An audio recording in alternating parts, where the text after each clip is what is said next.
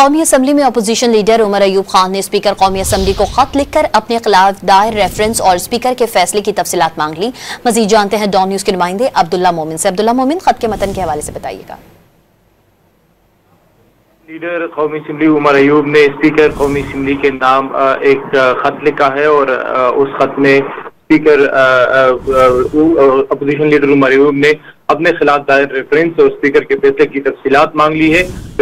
खत के मुताबिक रेफरेंस की कानूनी व आईनी बुनियाद, मुसद्दिक नकल और कार्रवाई का रिकॉर्ड अपोजिशन चेंबर को फराहम करे।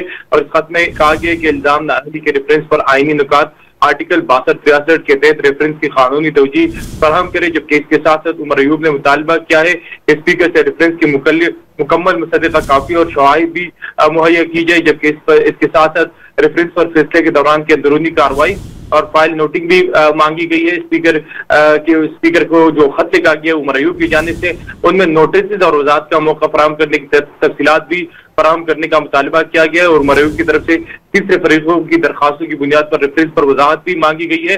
आर्टिकल 63(2) के तहत स्पीकर की सवाफी भी नजीरें भी दी जाएगी।